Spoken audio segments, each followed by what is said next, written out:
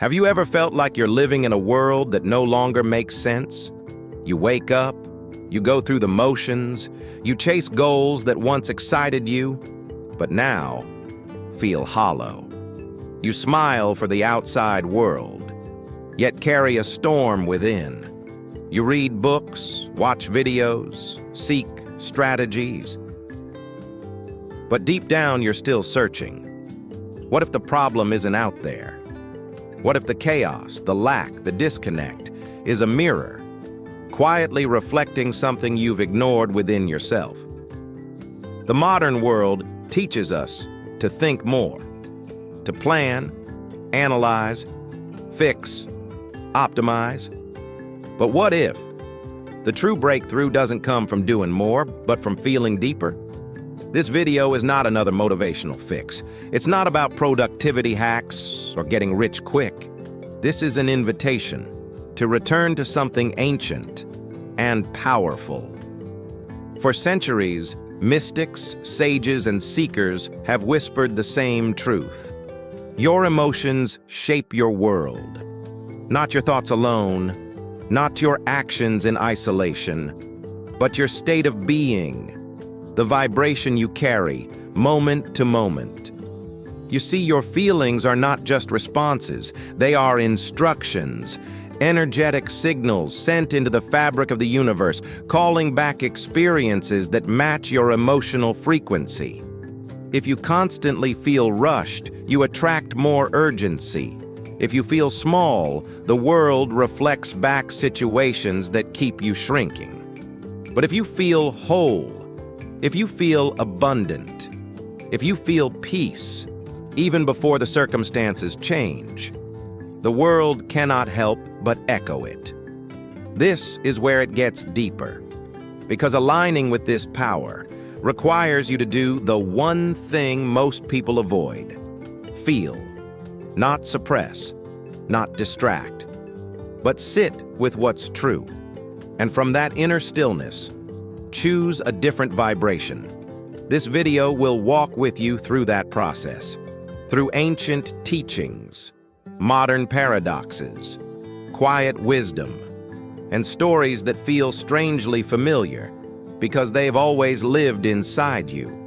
So if you've been asking, why do I feel stuck, even when I'm doing everything right?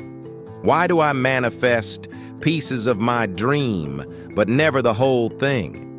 How do I stop the noise and hear my own soul again? Then maybe you're not broken. Maybe you're simply being invited to remember. The path isn't found in control. It's felt in alignment. This is where we begin. We begin with a forgotten truth, simple, quiet, and immensely powerful. Your feelings create your world. It's not a metaphor. It's not philosophy wrapped in poetry. It is the foundation upon which your life quietly builds itself, moment by moment.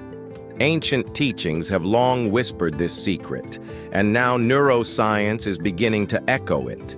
Your brain doesn't merely respond to the outer world. It maps reality based on the emotional signals you habitually emit. In the audiobook, we are reminded through the story of a humble traveler and a mountain sage. The world outside is but a mirror, a perfect reflection of your inner terrain. What you feel consistently becomes the blueprint for the relationships you attract, the patterns you repeat, the abundance or lack that finds you. And yet most people try to change their lives by rearranging the outer pieces, the job, the partner, the location, while ignoring the inner frequency that is broadcasting the real instructions. The modern world rewards thinking, but feeling? Feeling is inconvenient. It's raw, it's vulnerable. So we numb, we scroll, we overthink, and we wonder why nothing changes. But imagine this. Your feelings are the loom, and your life is the tapestry. Every emotion, a thread. Anger, it weaves tension into your days. Gratitude, it strengthens the fabric with unexpected blessings. Peace? It creates clarity, space, and magnetic stillness that draws in more of what matches that peace. Here's the modern paradox. In a world obsessed with control, the most potent creative force is something most overlook: emotional alignment. Let me tell you about Maya, a UX designer from Tokyo. She worked for a top-tier firm, made excellent money, and had everything on paper. But inside, she lived with a persistent undercurrent of fear that she wasn't good enough, that any day it would all fall apart. No matter how much success she stacked externally, her emotional baseline kept pulling her into burnout and imposter syndrome. It wasn't until she began practicing something deceptively simple, morning emotional alignment, that her reality started to shift. Before checking her phone, before opening her laptop, she sat for 10 minutes and simply tuned into the feeling she wanted to live from that day. Not affirmations, not goals, just the emotion of peace, confidence, or joy, felt in the body, not spoken in the head. In 3 months, her health improved, her clients were calmer, her relationships deepened, and the panic that used to follow her like a shadow began to dissolve. Here's a detail few realize. Your subconscious, the real architect of your life, doesn't speak English. It doesn't care for bullet points or vision boards. It listens in one language only: emotion. This is why change feels hard when you're doing everything right, but still feel anxious, bitter, or unworthy inside. Because the emotion is what the universe hears, and the universe doesn't respond to your words. It responds to your vibration. So let's get honest for a moment. What's the emotional frequency you've been unconsciously living in? Not what you wish it were, not what your social media shows, but that quiet hum behind your eyes when you're alone, the one you feel before sleep, or when you're waiting in line, or lying awake at 3 a.m. Because that, not your goals, not your hard work, is what's shaping your life. Pause and ask yourself, if your outer world is a perfect echo of your inner feeling, what is it reflecting? There was a time when we believed that action alone could shape destiny. We were told to grind harder, hustle faster, and outwork our fears.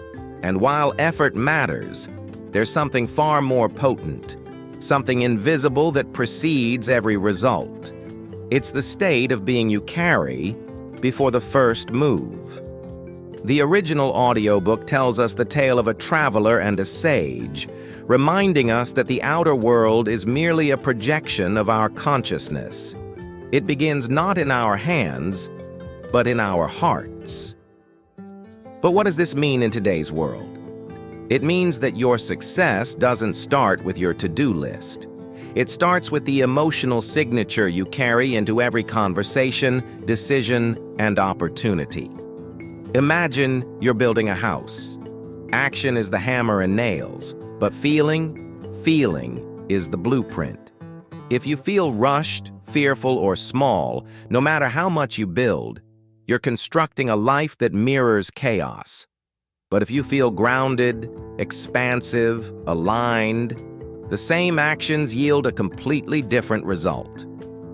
Let me give you a modern example. Raphael, a software engineer in Berlin, was stuck in a cycle of failure. He was talented, smart, and always the first to arrive and last to leave. But every promotion slipped through his fingers. Why?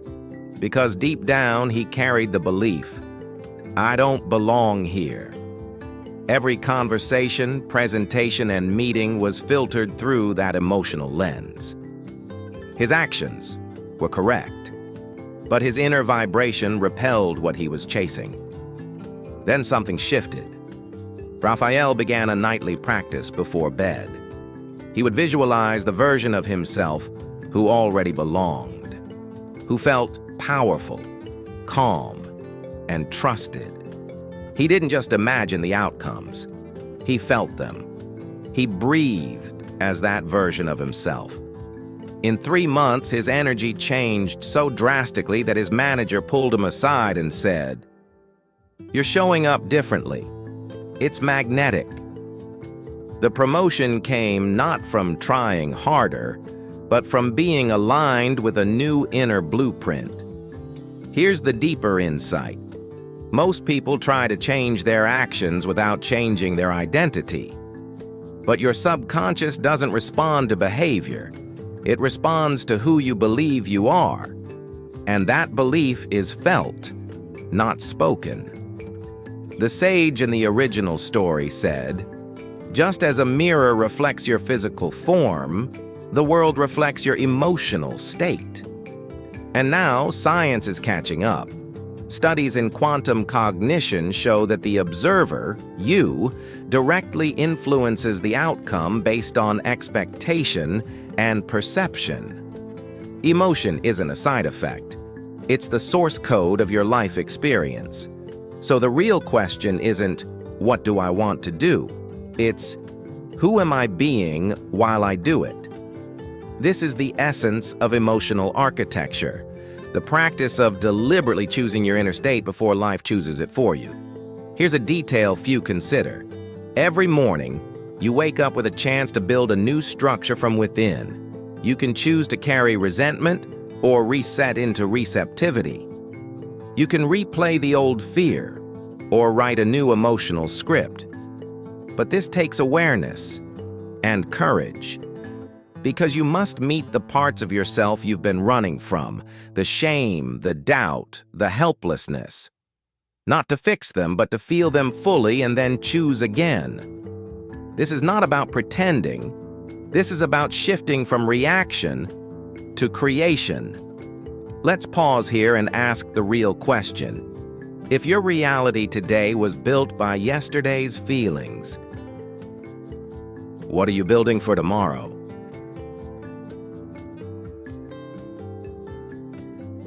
In a quiet studio, the sculptor Elias stood before a massive block of marble. He had studied his craft for years, learned the tools, perfected the technique, but no matter how he chiseled, the stone remained cold, lifeless, unresponsive. Until one night, something changed. He heard a voice not from outside, but deep within. Feel the beauty, and it will reveal itself. And so he did. He stopped trying to carve. He closed his eyes and felt what already existed within the stone. The grace, the elegance, the final form. And as he opened his eyes, the stone softened in his hands. Not literally, but energetically. This was not about skill anymore. It was about resonance. He wasn't shaping the stone from will. He was calling forth what already was, through feeling. This is the essence of the chapter. Feeling is the bridge. In manifestation, people often focus on thoughts.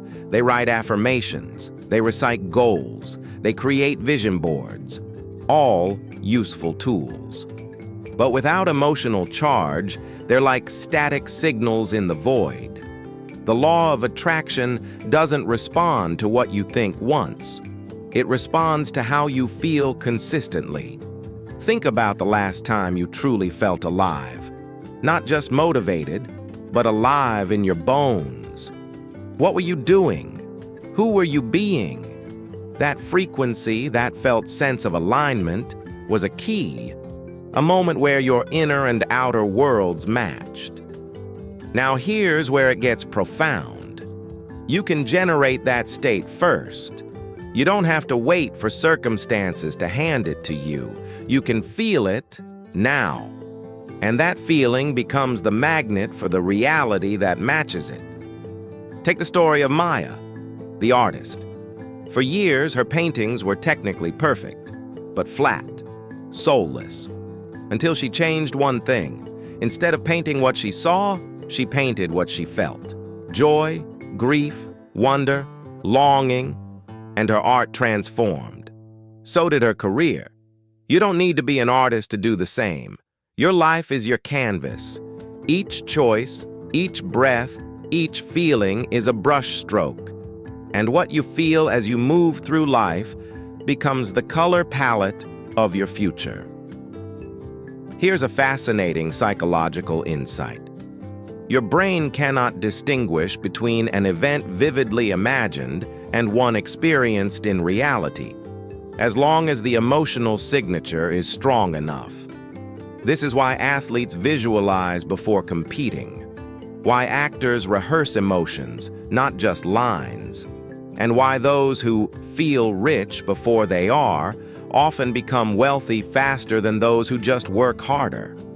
Because the subconscious and the universe are listening not to what you want, but to what you're feeling now. So how do you shift? Start small. Choose one area of your life that feels stuck. Instead of focusing on fixing the problem, ask, what would I feel if this were already solved? Now feel it. Not pretend, not hope, just generate it, even for 1 minute. Breathe into it. Move your body as if it were true, and carry that emotional tone like a quiet song in your background. This is the bridge between where you are and where you long to be. Not time, not effort, feeling. So ask yourself, if feeling is the bridge, what emotion are you using to walk into your future?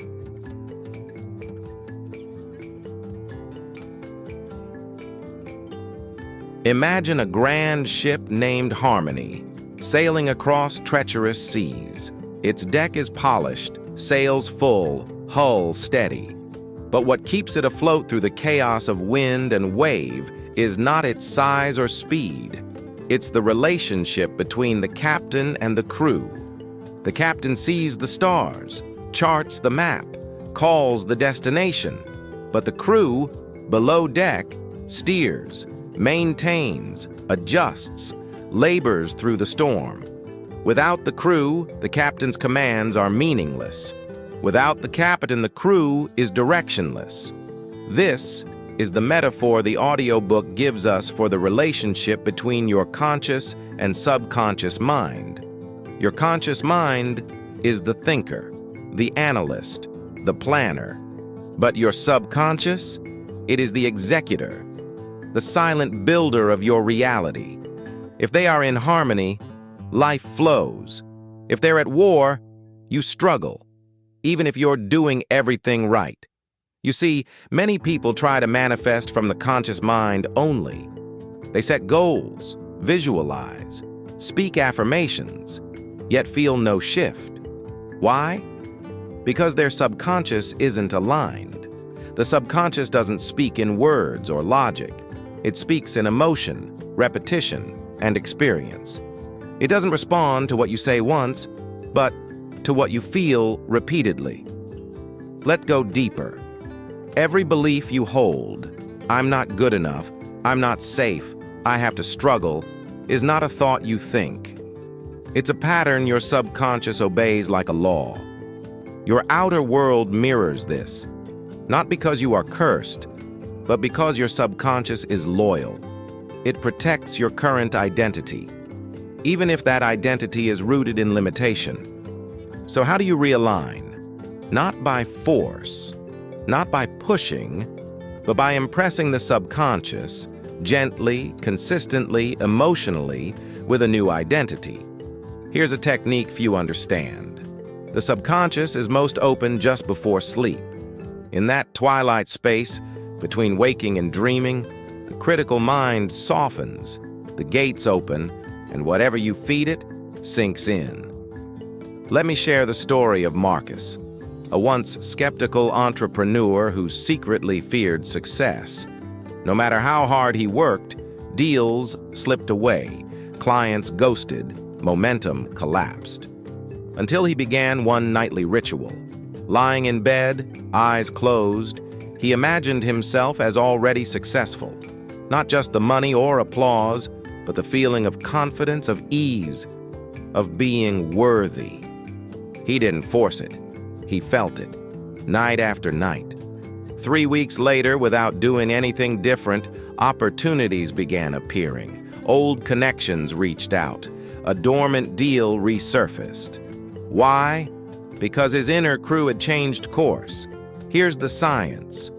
Brainwave studies show that in the moments before sleep, the mind shifts into theta, the brainwave of children, imagination, and deep learning.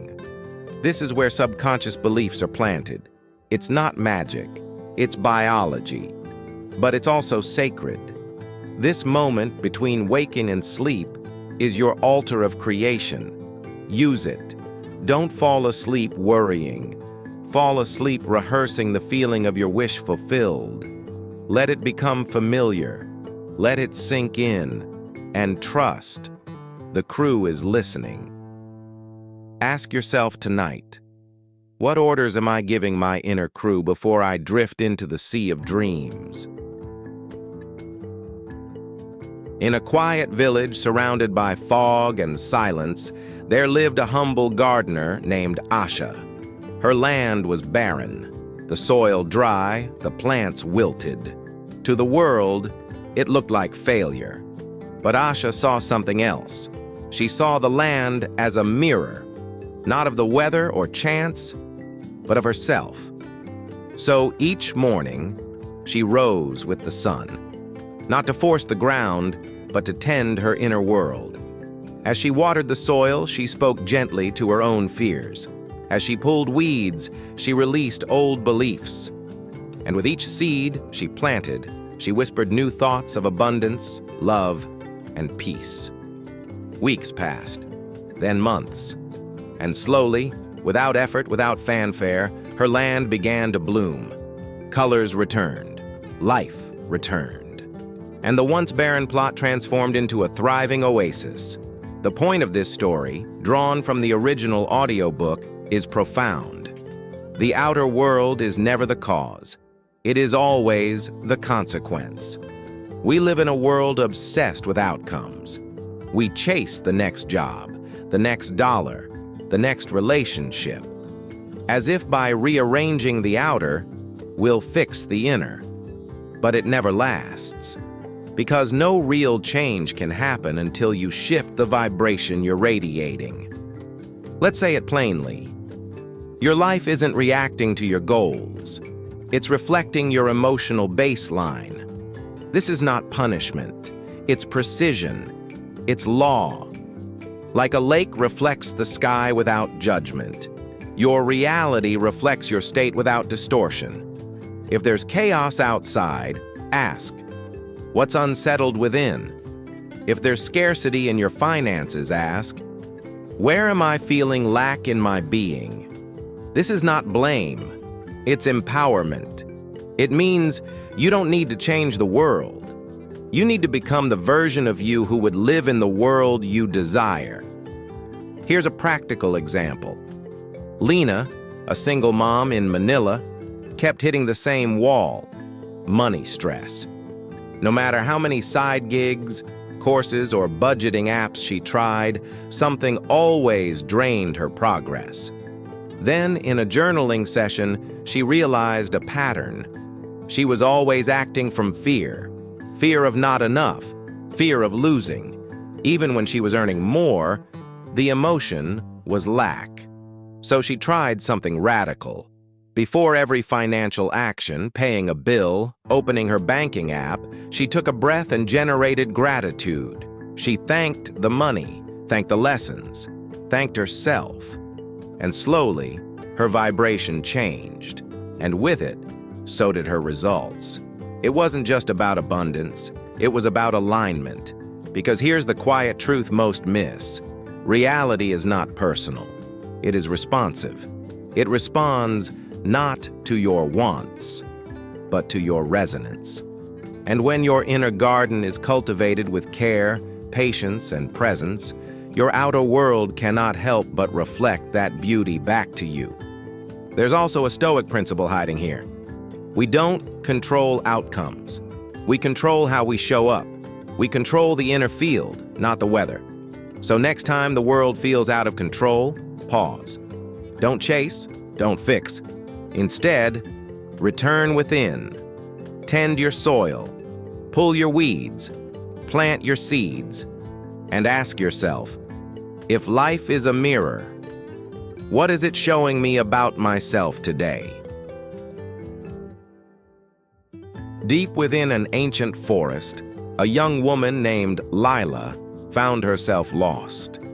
As night fell and shadows thickened, fear tightened around her like a cold wind. She tried to remember her map, her steps, the path that brought her here. But the more she tried, the more panic clouded her memory. Then, a whisper surfaced, not from the trees, but from her grandmother's voice, long gone but never forgotten. The power to shape your reality lies within your heart. So Lila sat down, took a breath, and did the one thing she hadn't tried. She imagined herself already home. She felt the warmth of her fireplace, smelled the stew simmering on the stove, heard the soft rustle of familiar blankets. She didn't hope. She didn't plead.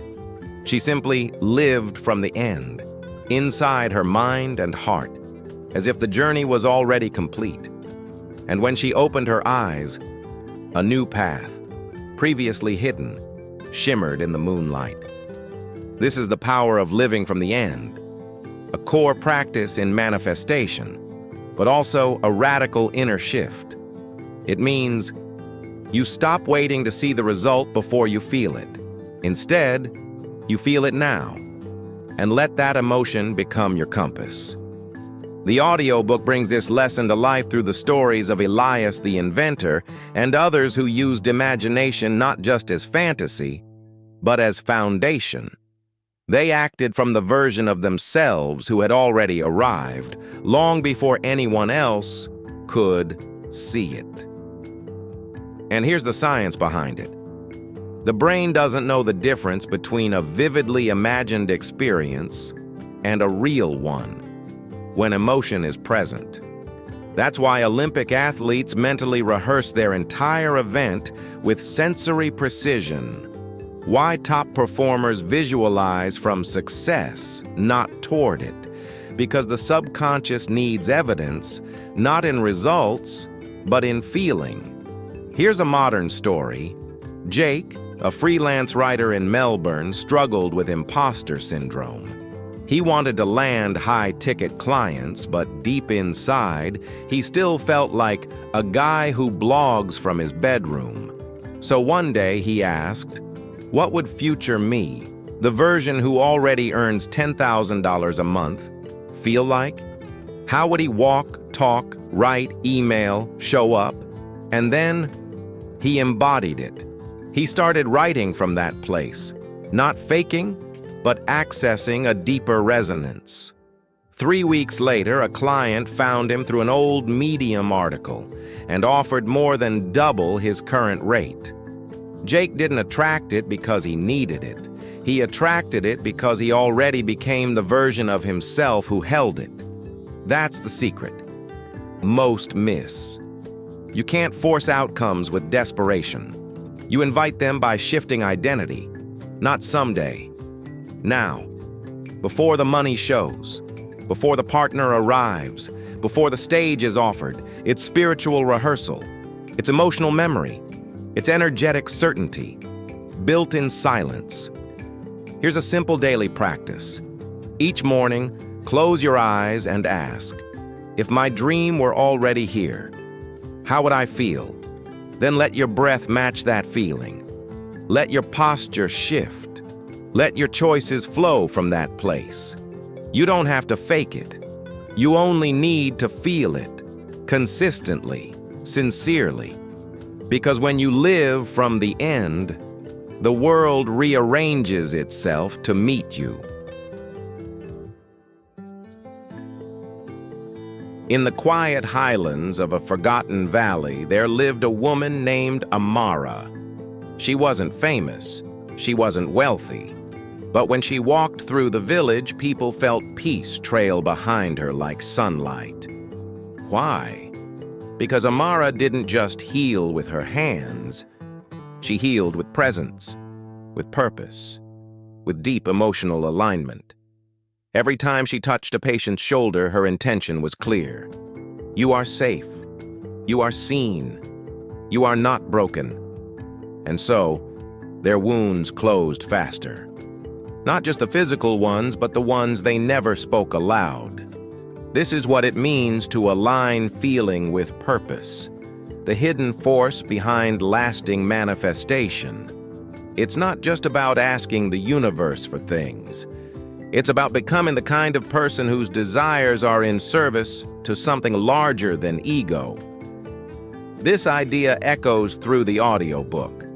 In the story of Elon the craftsman, whose bowls and furniture weren't just objects, but sacred artifacts. People said they could feel something living in the wood because Elon infused his creations with love, with clarity, with mission. His purpose was his frequency, and people tuned in without even knowing why. Now here's the modern problem. Most people chase goals with shallow reasons. They want more money, but not for freedom, for status. They want love, but not to share, to fill a hole. When emotions are disconnected from deep intention, manifestation becomes inconsistent. Like sailing without wind, the boat moves, but it never flows. But when you anchor into purpose, real, soul-born purpose, everything shifts. Here's a story. Jordan was a digital marketer who burned out hard in his late 20s. Clients, campaigns, constant pressure. He was successful, but empty. One day, he collapsed after a pitch meeting and realized, I don't even believe in what I'm selling. So he paused, quit everything, and spent 6 months volunteering at a literacy program in the countryside. There, watching children sound out letters and elders learn to write their names, he felt something click. He returned to marketing, but only for brands in education and healing. Now every campaign wasn't just a paycheck, it was a ripple of his deeper intention. And you know what happened? Abundance flowed. He doubled his income in 12 months, not from hustling harder, but from vibrational alignment. Because when emotion meets meaning, creation becomes effortless. Here's something few know. Purpose doesn't have to be grand. It only needs to be real. A mother's purpose may be quiet love. A janitor's purpose may be invisible grace. A coder's purpose may be elegant simplicity. And when you infuse your desires with that inner why, the universe listens. So here's your practice. Find a quiet moment, and instead of writing your goals, write your purpose statement. Not what you want, but why you care, who you want to serve, what impact you long to leave. Then, breathe into it. Feel it. Let it become your frequency. Every action, from today, becomes a brush stroke on the canvas of that intention. Because when your feelings follow purpose, your reality follows feeling. Every day, the world pulls on your attention. Notifications, deadlines, conversations, expectations. You move from task to task, reacting, adjusting, managing, but rarely do you pause long enough to ask, what am I actually feeling? This question, simple but profound, is the gateway to transformation. In the audiobook, we meet a shepherd named Einar. He moves through the hills, attuned to every subtle change, the shift in wind, the rustle in grass, the tension in the air. When danger approaches, Einar doesn't panic. He positions, he prepares, he protects. Because he doesn't just see the world, he feels it, moment by moment. And so it is with your emotions.